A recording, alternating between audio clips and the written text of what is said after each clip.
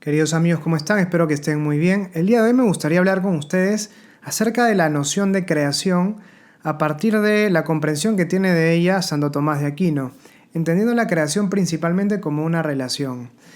Bien, crear es hacer algo de la nada, donde nada había empieza a haber algo. Pero ya las palabras nos traicionan al momento de tratar de pensar en la creación, porque nombramos la nada como si fuera algo, con lo cual nos es difícil situarnos en ese momento anterior entre comillas a la creación. Digo anterior entre comillas porque antes de la creación no hay propiamente tiempo, tampoco, no hay un antes de la creación, tampoco hay un lugar anterior a la creación. De hecho, si crear es hacer algo de la nada, nada hay antes de la creación y la nada no puede ser pensada porque en el momento en que pensamos en ella deja de ser nada y la pensamos como algo. Entonces, acceder a esta realidad de la creación, pensar la creación es algo tremendamente difícil para nosotros. Pero nosotros solemos de todas formas asociar la creación a esta idea, donde nada había, si acaso las palabras resisten esta expresión, donde nada había, ahora empieza a haber algo. Pero la creación, si es que nosotros la entendemos únicamente como ese inicio desde una perspectiva del ser, nos quedamos cortos, o por lo menos nos encontramos frente a una noción incompleta de creación, según la comprensión que de ella tiene Santo Tomás de Aquino. Incluso quienes creen en Dios y plantean a un Dios creador, pero entienden la creación únicamente desde esta perspectiva del inicio del ser, tienen una comprensión incompleta de lo que es la creación. Hemos mencionado ahora a Dios, pero es importante que esta reflexión que vamos a hacer ahora es una reflexión que hacemos desde la filosofía y nos referimos a Dios como aquel que crea, que da el ser a las cosas. Es decir, nos acercamos a él de una perspectiva filosófica también. Y de hecho, si bien uno puede analizar la noción de creación a partir del Génesis, por ejemplo, es decir, de una perspectiva teológica, el ejercicio que vamos a tratar de hacer ahora es acercarnos a ella de una perspectiva filosófica, estrictamente filosófica. Bien, una primera cosa que podemos nosotros verificar, comprobar, es que nadie nos preguntó a ninguno de nosotros si queríamos existir. De hecho, tal vez alguno hubiera preferido no existir, no lo sé, pero el hecho es que nadie nos preguntó a nosotros. La existencia la recibimos nosotros como un don. Un don de alguien o de algo, no lo sé. Pero es algo que tenemos sin que nosotros mismos nos lo hayamos podido dar. Pero profundizando un poco más, uno podría preguntarse no solo qué he hecho yo para empezar a existir, obviamente nada, sino qué hago yo para seguir existiendo en este momento.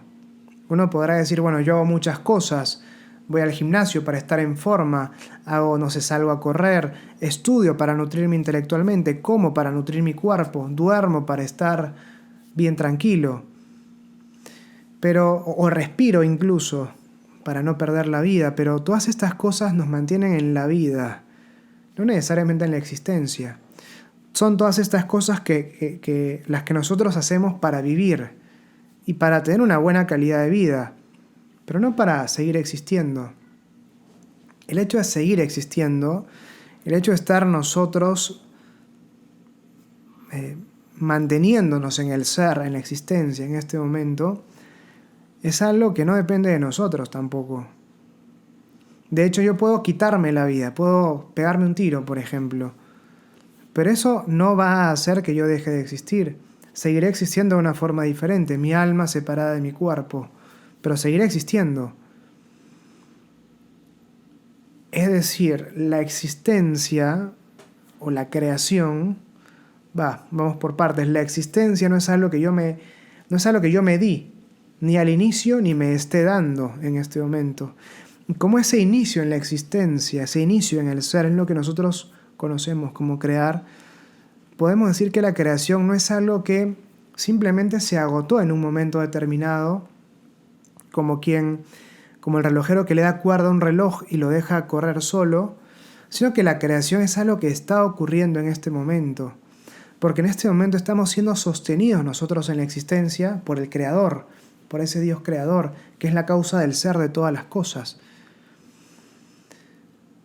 Si bien desde nosotros solemos distinguir ciertas como etapas de la creación o ciertos momentos de la creación, momento 1 dar el ser, momento 2 sostener en la existencia, sostener en el ser, desde Dios se trata de un único acto.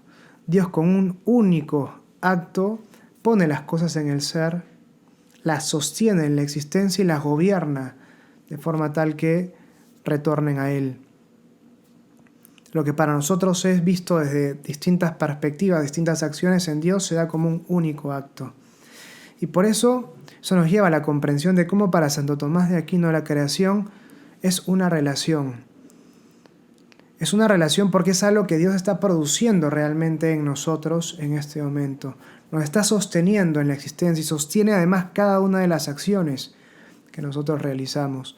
Sin esa relación con Dios, sin que Dios nos tenga en sus manos, en esa perspectiva metafísica, por decirlo así, sin que Dios nos sostenga en sus manos en este momento, no podríamos seguir existiendo. Estamos siendo creados en este momento por Dios, estamos siendo sostenidos en este momento por Dios. La creación es entonces una relación, la relación de Dios con nosotros. En nosotros es una relación real, dependemos realmente de Dios en nuestra existencia. Y dado que el obrar sigue al ser, aquello que no puede ser sin Dios tampoco puede obrar sin Él. Dios me sostiene en cada una de las acciones. De ahí que, en términos filosóficos decimos que yo soy causa segunda de todas las acciones buenas que realizo. De aquellas malas, en cambio, soy causa primera, porque en esa mala acción, en lo que tiene de defecto, Dios no está sosteniéndome. Pero es una cuestión para otra conversación, para otra reflexión. Dios crea entonces, y en cuanto Dios es persona, podemos reconocer también en Él ciertos atributos que descubrimos en todas las personas. Esto es la inteligencia y la voluntad, aunque si bien en nosotros se dan como, por así decirlo, órganos del alma, en Dios se dan identificándose con su esencia, se dan de una manera eminente. La inteligencia de Dios no es como la inteligencia nuestra, y Dios es su entender, Dios es su querer, nosotros tenemos inteligencia y con esta conocemos, tenemos voluntad y con esta amamos. Pero más allá de esto, inteligencia y voluntad se dan también en Dios y se ponen en acto al momento de crear.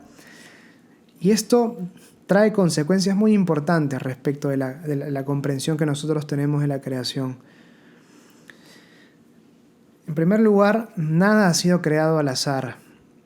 Lo propio de la inteligencia es dar orden. Sapientis est ordinare, decía Santo Tomás de Aquino, lo propio del sabio es ordenar, siguiendo a Aristóteles, que plantea esta idea en la metafísica. De ahí que un primer aspecto de esta noción de que todo ha sido creado por un Dios que posee una inteligencia, o que aplica esa inteligencia, mejor dicho, al crear, es que todo tiene un orden y por lo tanto todo tiene un propósito, todo tiene una finalidad, todo tiene una razón de ser. Nada ha sido creado que sea inútil, por decirlo así. Todo cuando existe tiene un propósito, una razón de ser, un para qué.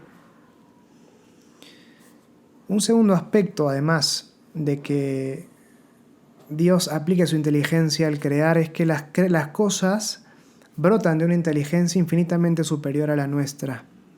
Y eso hace que las cosas sean para nosotros misteriosas. Esto tiene en realidad un doble aspecto.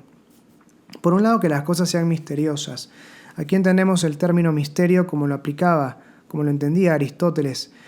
Él decía que frente a las realidades o a las verdades más elevadas, nuestra inteligencia se encontraba como las aves, los ojos de un ave nocturna frente al sol. No es que el ave no pueda ver de día porque el sol sea oscuro, sino porque el sol es demasiado luminoso, tanto que lo deslumbra. Eso es lo que entendemos por misterio. Las cosas, en la medida que brotan de una inteligencia que es infinitamente superior a la nuestra, es imposible para nosotros agotarlas. Cuando tratamos de penetrar en ellas quedamos deslumbrados. Por eso no podemos entenderlas del todo, pero no porque sean oscuras, sino porque son demasiado luminosas y nos deslumbran en nuestra inteligencia. Sin embargo, a la vez que son misteriosas, son también cognoscibles por nosotros, porque como han sido creadas por una inteligencia, o sea, por un Dios que es inteligente, podemos nosotros también conocerlas. Es lo que se conoce como verdad ontológica, es una verdad en las cosas. Las cosas son cognoscibles porque son creadas, son conocidas por Dios.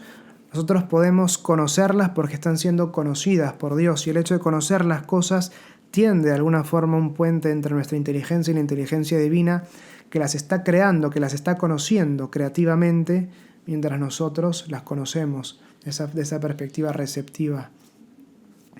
Hablamos de la verdad es adecuación entre el intelecto y la realidad.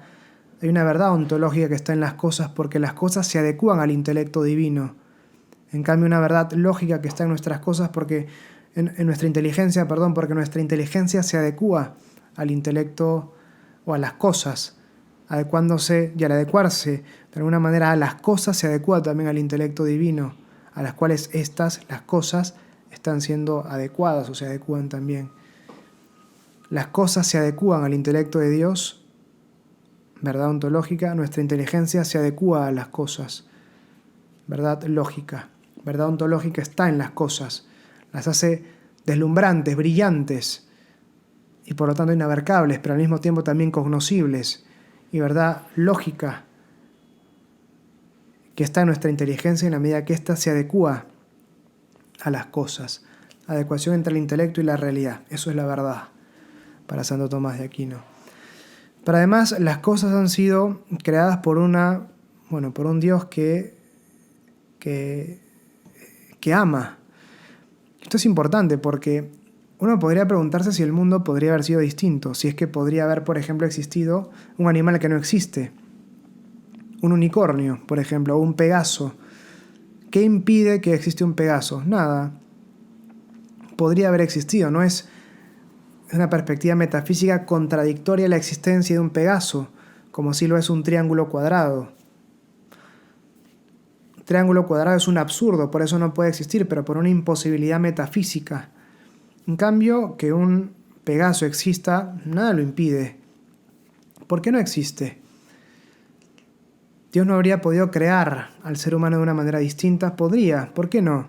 Dios no habría podido hacer que las hojas, en vez de ser verdes, fueran, rosadas, y los pétalos de una flor, en vez de blancos o rojos o amarillos, ser verdes. Podría haberlo hecho. Si nosotros descubrimos que las cosas son de una determinada manera, pero pudiendo ser de otra, como efectivamente son, es porque ha habido un acto de libertad al momento de hacer que ellas sean de esta manera y no de otra. De las infinitas posibilidades de participar limitadamente su esencia, Dios crea únicamente aquellas realidades que Él quiere crear. Por eso, ¿podría haber existido otras realidades? Sí. ¿No existen? No. ¿Por qué no existen? Porque Dios no quiere que existan simplemente. Y por eso todo aquello que existe porque es querido por Dios. Es decir, existe siendo amado en este momento por Él. Él quiere que esto exista. Como la creación es una relación, no es que Dios quiso que exista antes. Dios quiere que esto exista ahora. Por eso todo cuanto existe, incluso la persona más despreciable a los ojos nuestros, está siendo profundamente amada por Dios, y prueba de ello es que existe. Porque si no, Dios le habría retirado ya la existencia, habría dejado de amarla, habría dejado de querer que exista. Y eso no ocurre, en realidad. Esto nos lleva a pensar también cómo todas las cosas son en sí mismas buenas. Lo que puede ser malo es el uso que hacemos de ellas. Pero todo cuanto existe es bueno y nos permite desterrar de una mirada cristiana, de una perspectiva filosófica, todo maniqueísmo. El maniqueísmo planteaba que lo espiritual era bueno y lo material era malo. Todo lo que brota del cuerpo es malo, lo que brota del espíritu en cambio es bueno. Esto no se condice con una mirada cristiana de la realidad. Incluso solo de esta perspectiva filosófica, si es que todo ha sido creado por un Dios que es bueno y que ama todo lo que crea, porque crea únicamente aquellas cosas que Él quiere crear, todas las cosas son buenas, porque son creadas y por lo tanto queridas por Dios. Bueno, Eso es lo que quería compartir con ustedes el día de hoy, creación como relación. Y en la medida que la creación es una relación en la cual Dios aplica su inteligencia, las cosas tienen un orden y un propósito en primer lugar, y en segundo lugar son verdaderas. Es decir, a la vez que son misteriosas, es decir, demasiado luminosas, pueden también ser conocidas por nosotros. Y por otro lado, Dios aplica también su voluntad al crear, lo cual hace que cada una de las cosas que exista sean buenas en sí mismas. Y lo malo, en todo caso, es el uso que hacemos de ellas. Pero el mal, el defecto está en nuestras acciones, en el ejercicio de nuestra libertad y no en la cosa misma utilizada. Bueno, espero que esto les haya resultado interesante. Dios los bendiga y nos vemos pronto. Chao.